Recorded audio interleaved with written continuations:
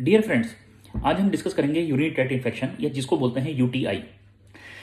UTI को समझने से पहले हम सबसे पहले ये जानेंगे कुछ टर्म्स जो कि इससे रिलेटेड है। वो क्या है? नंबर वन, कुछ पेशेंट्स वो होते हैं जिन्होंने अपना रूटीन टेस्ट कराया, जैसे कि यूरिन आरएम कराया या फिर कोई यूरिन कल्चर कराया और उसमें ग्रोथ आ गई, या फिर यूरिन आरएम में फीचर्स हैं जो कि इन्फेक्शन को बता रहे हैं। इसको बोलते हैं एसिम्प्टोमेटिक बैक्टीरियूरिया। ये बेसिकली कंडीशन जो होती है बहुत कॉमनली देखने को मिलती है। दूसरी है अनकॉम्प्लिकेटेड यूटीआई। अनकॉम्प्लिकेटेड यूटीआई का मतलब ये है कि फीचर्स तो हैं, सिम्टम तो हैं, लेकिन जो यूरिन आरएम और यूरिन कल्चर है उसमें ग्रोथ भी है, लेकिन कॉम्प्लिकेटेड नहीं है, यानी कि उसको कोई भी जो है किसी तरीका का रिलेटेड यूरिन ट्रैक्ट इन्फेक्शन से रिलेटेड कोई कॉम्प्लिकेशन नहीं है, तो इसको बोलते हैं अनकॉम्प्लिकेटेड यूटीआई। लेकिन जो एसिम्प्टोमेटिक बैक्टीरियूरिया है उसमें कोई कंप्लेन नहीं है, उसमें कोई सिम्टम नहीं है। अनकॉम्प्लिकेटेड यूटीआई में सिम्टम है, यूरिन कल्चर में ग्रोथ भी है और यूरिन आरएम में जो है वो इन्फेक्शन के फीचर्स भी हैं। अब है कॉम्प्लिकेटेड यूटीआई। कॉम्प्लिकेटेड यूटीआई उसको बोलते हैं कि जैसे मान लीजिए कि इन्फेक्शन होने के बाद में कोई कॉम्प्लिकेशन हो गया, फॉर एग्जाम्पल पस, फॉर एग्जाम्पल एब्सेस, या फिर जो है वो उस कॉम्प्लिकेशन को इस तरीके से डिफाइन किया जा सकता है कि इम्यूनिटी डाउन है किसी वजह से, और इम्यूनिटी डाउन होने की वजह से बैक्टीरिया ने एक प्रतिरोधक क्षमता बना ली है, और प्रतिरोधक क्षमता बनाने के बाद में अब वो किसी भी एंटीबायोटिक से सेंसिटिव नहीं है, तो इसको बोलते हैं कॉम्प्लिकेटेड यूटीआई। साथ में फीचर्स भी हैं, यानी कि सिम्टम्स आ रहे हैं, जैसे कि फीवर आ रहा है, फ्रीक्वेंसी, डिस्यूरिया, अर्जेंसी, ये सब जो है वो फीचर्स आ रहे हैं। नेक्स्ट टर्म है पायलोनेफ्राइटिस। पायलोनेफ्राइटिस बेसिकली कहते हैं कि किडनी तक इन्फेक्शन गया है और उसने वहां पर इन्फेक्शन की वजह से वहां पर इन्फ्लेमेशन हो गई है और सूजन हो गई है, और उसको जो है ये कॉम्प्लिकेशन को बोलते हैं हम पायलोनेफ्राइटिस।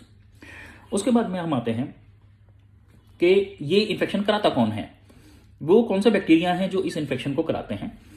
यूजली जो अनकॉम्प्लिकेटेड यूटीआई है उसमें जो सबसे कॉमन ऑर्गेनिज्म जो है आता है वो आता है एंटीरोबैक्टीरियसी फैमिली का ऑर्गेनिज्म, जिसको हम बोलते हैं इकोलाई। एंटीरोबैक्टीरियसी फैमिली में इकोलाई सबसे कॉमन ऑर्गेनिज्म है जो कि यूरिनरी ट्रैक्ट इन्फेक्शन के लिए रिस्पॉन्सिबल है। अगर आप यूरिन कल्चर कराओ तो उसमें आप और कोई ग्रोथ पॉजिटिव आई है तो सबसे कॉमनली यही बैक्टीरिया देखने को मिलेगा, और ऊपर लिखा भी रहता है E.coli। So E coli is mostly responsible. दूसरे नंबर पर और दूसरे ऑर्गेनिज्म आते हैं, जैसे कि क्लेप्सिला भी करा सकता है, सुडोमोनास भी करा सकता है, एंटीरोकोकस भी करा सकता है, उसके अलावा स्टेफाइलोकोकस ओरियस भी करा सकता है। ये कुछ बैक्टीरिया हैं जो कि अनकॉम्प्लिकेटेड यूटीआई कराएंगे। दूसरा है कॉम्प्लिकेटेड यूटीआई। कॉम्प्लिकेटेड यूटीआई कौन कौन से बैक्टीरिया कराएंगे? कॉम्प्लिकेटेड यूटीआई एक तो बैक्टीरिया कराएंगे, दूसरा फंगस जो है वो कॉम्प्लिकेटेड यूटीआई करा देता है। फंगल इन्फेक्शन या जिसे फफूंदी बोलते हैं वो यूरिन ट्रैक्ट इन्फेक्शन करा सकता है। उसमें सबसे कॉमन है कैंडिडा। कैंडिडा जो ग्रुप है फंगस का वो यूजली कॉम्प्लिकेटेड यूटीआई कराता है। कॉम्प्लिकेटेड यूटीआई जो होते हैं वो बेसिकली इम्यूनो कॉम्प्रोमाइज स्टेट में होते हैं। इम्यूनो कॉम्प्रोमाइज स्टेट किसको बोलते हैं?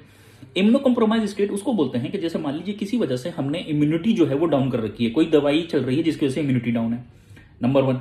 नंबर टू, या फिर किसी बीमारी की वजह से इम्यूनिटी डाउन है। एग्जाम्पल शुगर, अगर शुगर जो है कंट्रोल नहीं है तो इम्यूनिटी डाउन है, और इम्यूनिटी डाउन होने की वजह से कॉम्प्लिकेटेड यूटीआई हो सकते हैं। ये UTI complicated immuno compromise state में क्यों हो जाती है? वो इस वजह से क्योंकि बैक्टीरिया जो है वो बेसिकली जो हमारे एंटीबायोटिक्स हैं, जो हम ट्रीट करने के लिए दवाइयां दे रहे हैं, उनके खिलाफ प्रतिरोधक क्षमता बना लेते हैं या एक रेजिस्टेंस बना लेते हैं, और इस रेजिस्टेंस को फिर जो वाले बैक्टीरिया होते हैं इन्हें ट्रीट करना बड़ा डिफिकल्ट होता है, इसलिए ये कॉम्प्लिकेटेड यूटीआई कहलाती है। इसमें एक ग्रुप है एग्जाम्पल के तौर पे, जैसे कि ESBL ग्रुप है, उसके बाद में CRE ग्रुप है। ये जो है बैक्टीरिया होते हैं ये very very difficult to treat, और fungal infection very difficult to treat. So ये basically complicated UTI in immuno compromise state जो है कहलाएंगे।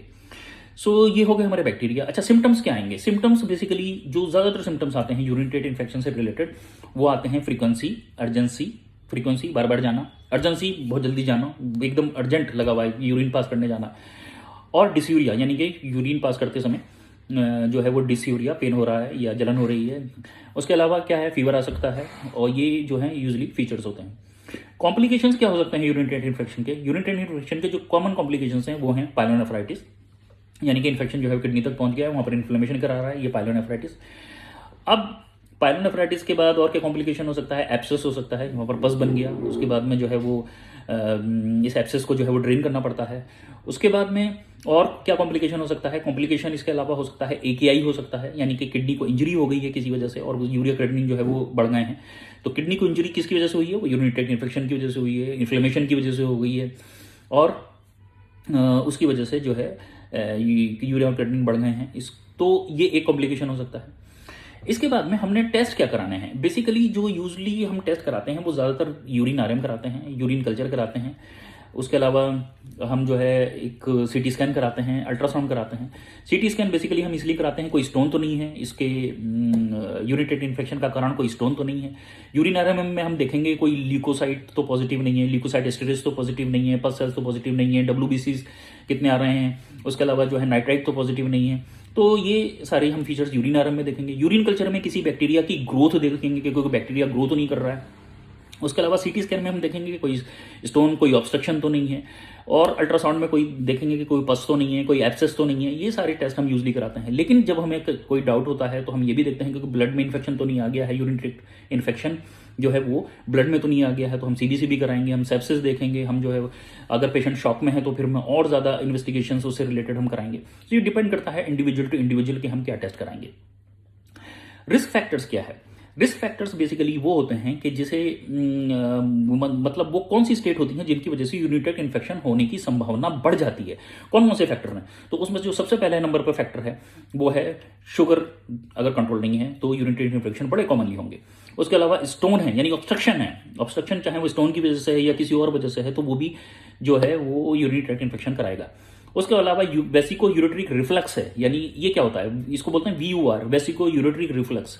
वेसिको यूरेट्रिक रिफ्लक्स ये होता है कि जैसे हम जब यूरिन पास करने के लिए ब्लैडर हमारा एक प्रेशर बनाता है और वो प्रेशर से जो है यूरिन पास हो जाता है, लेकिन क्या होता है कि इसी ब्लैडर के प्रेशर की वजह से कभी कभी यूरिन बैक फ्लो चला जाता है और ऊपर यूरिन ट्रैक्ट में जाता है, यूरेटर में जाता है, किडनी तक समटाइम चला जाता है। इसको बोलते हैं हम रिफ्लक्स।